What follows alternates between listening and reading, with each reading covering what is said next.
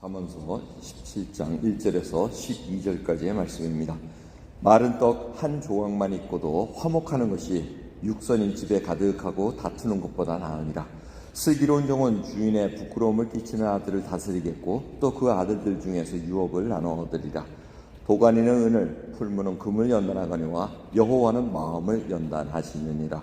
악을 행하는 자는 괴사한 입술을 잘 듣고 거짓말을 하는 자는 악한 혀에 귀를 기울이느니라. 가난한 자를 조롱하는 자는 이를 지으신 주를 멸시하는 자요, 사람의 재앙을 기뻐하는 자는 형벌을 면치 못할지니라. 손자는 노인의 면류관이요 아비는 자식의 영환이라.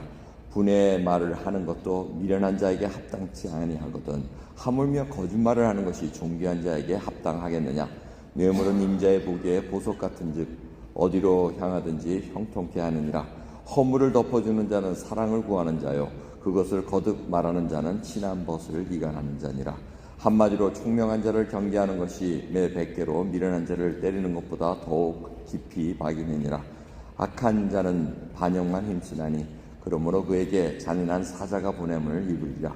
차라리 새끼 빼앗긴 암콤을 만날지언정 미련한 일을 행하는 미련한 자를 만나지 말 것이니라. 17장 1절 마른 떡 한 조각만 있고도 화목한 것이 육선이 집에 가득하고 다투는 것보다 나으니라. 여러분 동의하는 말씀 아실 겁니다. 정말 가난할지라도 먹을 것이 없고 정말 콩 하나밖에 없어가지고 나눌지라도 그곳에 참된 평강이 있으면, 기쁨이 있고 평안하면은 가득하고, 육선이라는 것은 사실은 원문에 가까운 것은 sacrifice입니다. 희생제물, 화목제라든가 감사제를 하나님께 드리고 나서 그 가족들이 나눠 먹습니다. 먼저 하나님께 바치고 나서. 근데 그렇게 했음에도 불구하고 감사하고 화목제를 하나님 앞에 드려놓고는 집에서 먹을 때는 이게 그냥 서로 다툼이 나고 막 그냥 악에 받쳐가지고 싸우는, 이거는 말이 안 된다는 얘기입니다. 여러분 생각해 보십시오.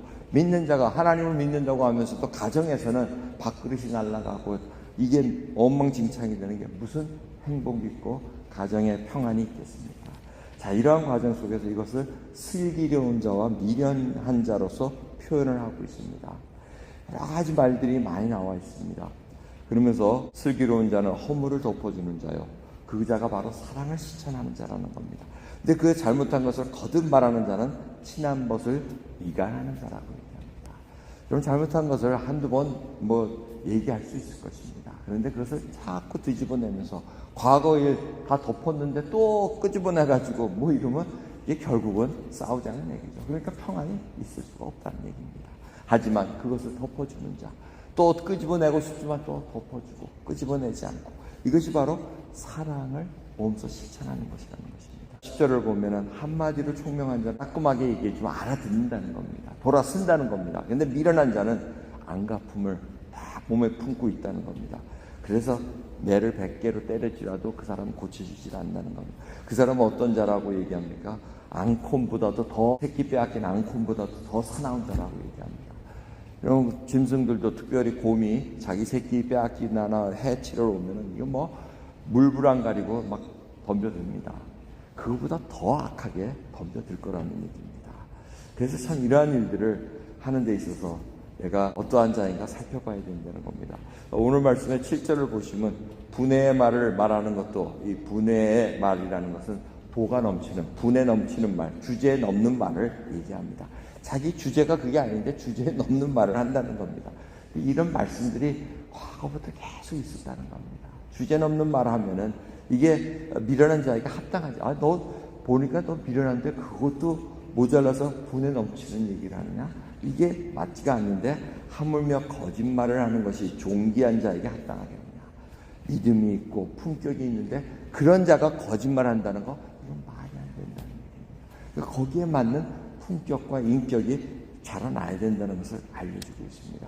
그래서 8절이고 재밌는 말씀이 있습니다. 뇌물은 임자의 보기에 보석 같은즉 어디로 향하든지 형통케 하느니라. 이 말씀만 보면은 뇌물을 해야 되나 보다 이렇게 착각할 수 있을 거고, 이거 형통하게 되는가 보다 하고 생각했지만 그 뜻이 아니라, 이 뇌물은 사람들로 하여금 받는 자가 보석 같다고, 자기 좋아하는 돌 같으니까 그거에 의해 가지고 공정한 판단을 흐리게 한다는 겁니다. 그러니까 뇌물을 하지 말라는 얘기지 하라는 얘기는 아니라는 겁니다. 뇌물의 결과는 어떠냐? 그 받는 자가 그 페이버를 보여준다는 얘기입니다. 그러니까 안 될 거를, 공정하지 못한 것을 계속해서 하게 될 수밖에 없다는 겁니다. 이제 그러한 뜻을 가지고 하는데, 오늘 말씀에 가장 중요한 것은 뭡니까? 도가니는 은을, 풀무는 금을 연단하거니와 여호와는 마음을 연단하십니다. 이 모든 것이 마음을 연단하신다는 겁니다. 나의 생각, 내가 품고 있는 동기, 이 모든 것들이 다 예수 그리스도의 그 사랑 안에서 긍휼을 받은 자로서 긍휼을 베풀 줄 알고 애통하는 자로서 하나님의 마음을 품는 자가 되기를 원합니다.